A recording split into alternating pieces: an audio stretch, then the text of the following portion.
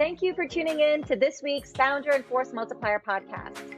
In this episode, we are going to dive into who a force multiplier is and the impact that they have on businesses. A lot of the content is coupled from my experience as being a chief of staff, aka force multiplier, as well as our original book, Founder and Force Multiplier, that's found on Amazon today. We do have a second edition coming up in the fourth quarter of this year, so look out for our announcements for the new book as well.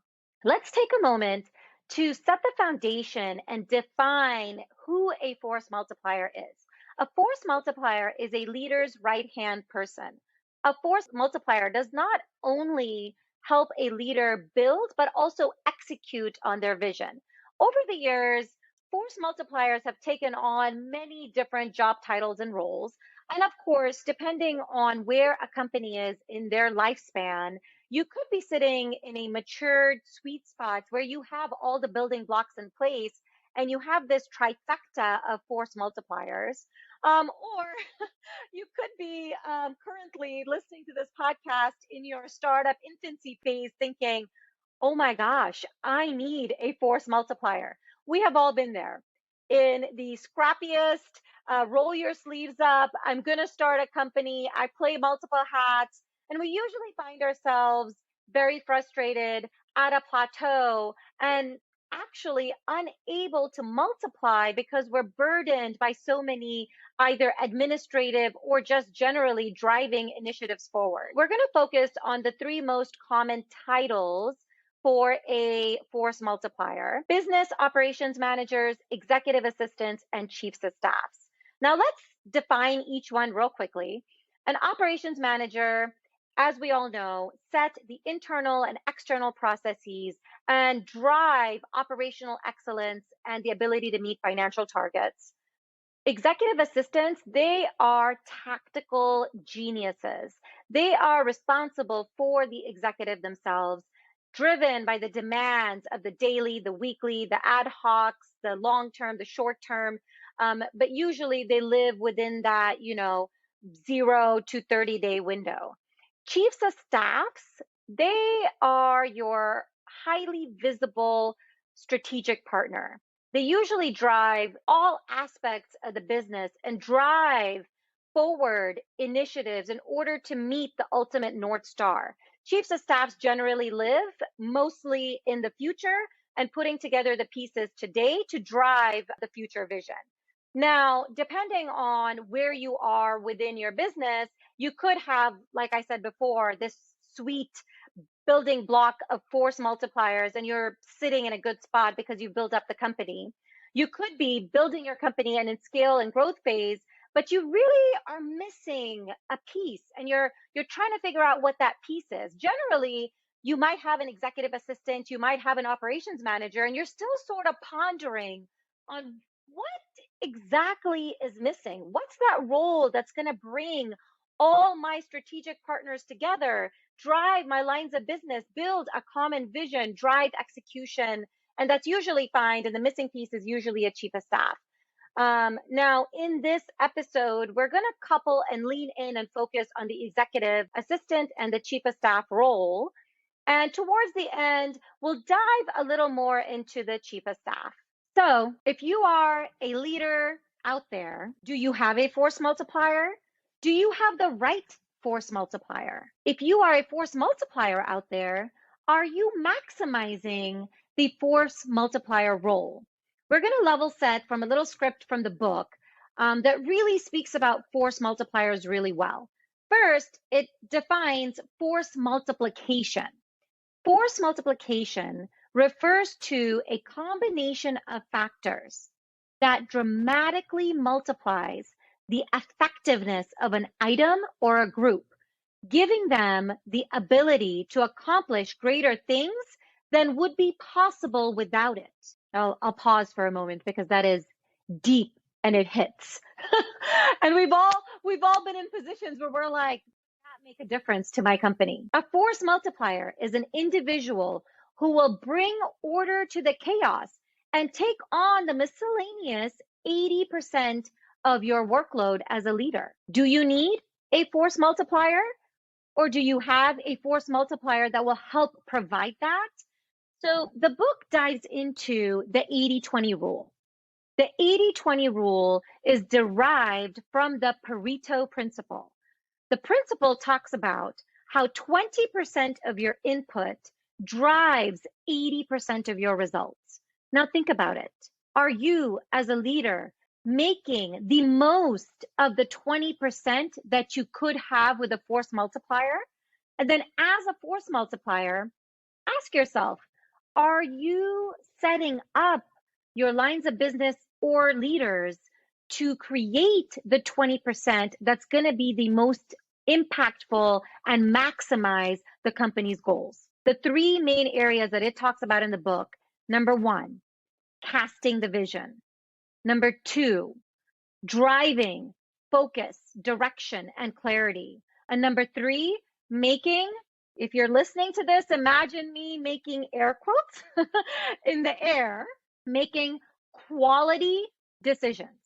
We make so many decisions a day, but we shouldn't be making decisions that are having no impact as leaders. And having that time and space to make quality decisions helps you multiply and multitude your company at a different level.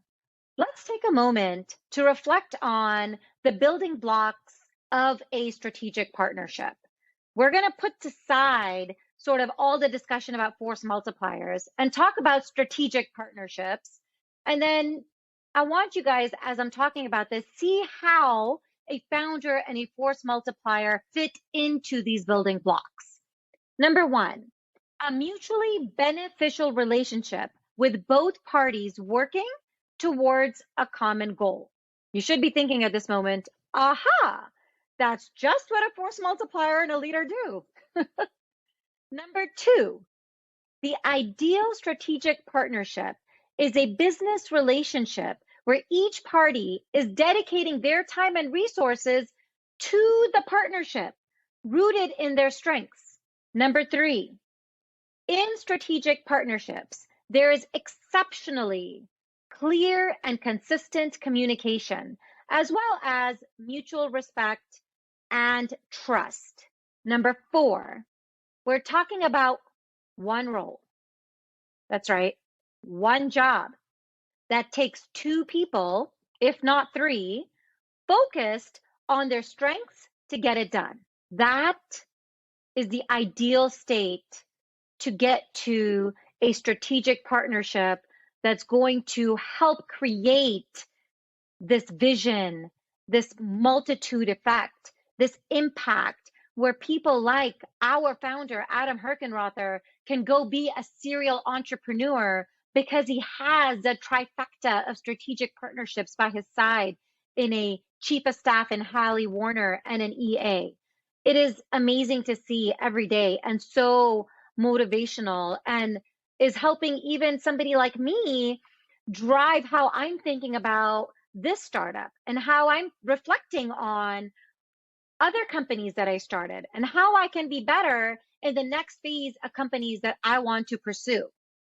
Now that we've set sort of the foundation of a good strategic partnership, let's talk about how a leader can create and help multiply a force multiplier's role.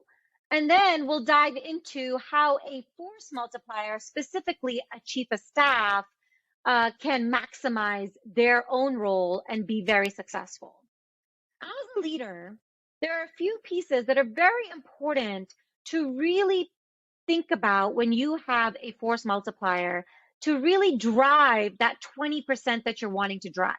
One, it is highly critical to build trust with your force multiplier. Two, I'm going to say this. I know you're listening out there, whether you're sipping on your morning coffee, you're listening to this on your way home, you have to give up control where control needs to be given up. I'm going to say that one more time. You have to give up control where control needs to be given up. Three, your force multiplier can only be the best in their role if they are brought into the inner circle. A force multiplier is part of the leadership team. Make them the leadership team. They are as important as every other role out there. And in order for them to help bring that impactful 20% that's going to drive and multiply companies, it is very important to be in the inner circle. Number 4, meet and communicate regularly. This will lead into setting clear expectations, driving common goals, and at the end, mutually having wins together. In this last segment, we will now switch our focus into the force multiplier role, and not only any force multiplier, but specifically the chief of staff role. This is a blueprint that I was taught and I really evolved and grew into as a chief of staff. It's close to my heart, and I'm so proud and happy to share it with everybody here on the call. If you are a chief of staff, aspiring to be a chief of staff, or a leader that's looking for a chief of staff, here are the components that really make for a great chief of staff. A chief of staff that ignites the firepower and unlocks the potential for founders and their leadership team. Number 1, act as the goalkeeper. By having the ability to address issues that arise, really helps reduce the time and energy and overall distractions from the leader and the team. Number 2, be the conductor by instilling the right structures, establishing and work with your operations management to build the processes and create the internal efficiencies that are needed. Now, as a group, everybody is adhering more to the timelines and pushing less things out, sticking to the budget at hand, because you have created sort of this risk management where you're, not repeating and creating repetition and overall increasing costs. And now this all sort of drives into getting to the ultimate mission. Number 3, act as the operator, having the ability to convert abstract ideas into smooth operations means there are less fires to extinguish. And I'll tell you, I chuckled a little bit because we've all been in situations where I'm imagining like these stick figures of employees that are running out of a building, an office building that's on fire. How many of us have been in that position, no matter what your role is? As a chief of staff, you are set in a beautiful role to actually help control that and be that conductor and operator to build those guardrails to prevent and really have fires be true, emergencies and escalations and fires, and not the BAU business as norm or as usual. Number 4, become the implementer. As a chief of staff, you are going to be given the strategic vision. It is so important to effectively implement and hold teams accountable to make the change that's needed forward. Champions driving business priorities from conception to completion. Number 5, work as the integrator. As a chief of staff, you are there to create the cohesion, the unity, the one vision, to help bring all the different lines of business and mold them into coming to that one goal, the strategic vision that ultimately everybody is trying to strive for. Operations managers in multiple different lines of businesses, sales managers, etc., are focused and are entrenched into the day-to-day. It is very hard sometimes to look up and really think through, like, am I making it to the ultimate North Star? The chief of staff helps reduce that burden and keep everybody in communication, drive the KPIs and OKRs, and bring together how all the pieces of the puzzle are going to drive to the ultimate North Star. Number 6, be the trusted proxy. CEOs and the leadership team need a reliable ally to step in and make decisions when they're traveling, when they're developing new businesses, when they're attending to special projects, when they're hosting town halls, when they're out at conventions and conferences. Business should not stop. And good chiefs of staffs end up becoming the trusted proxy. And finally, become and embody being an advisor. Act as a strategic thought leadership partner, a confidant, and a sounding board. All these pieces together build the blueprint of an exceptional chief of staff. If you are listening out there and you are a chief of staff, I hope you really take these and build on them. In December, we are actually going to create a mastermind diving into these categories and this curriculum. So please look out for our announcements. I thank everybody for listening in today. The Force Multiplier role is such an important role, and a lot of us have played a little bit of both hats, Force Multiplier or founder, and it's so important in such a busy and complex world to understand how to maximize thyself and your company and really grow at multitudes. I hope everybody enjoyed today's discussion and look forward to many more, diving into the different types of force multipliers, the strategic partnership, and how good force multipliers and founders can build wildly successful teams together. Thank you.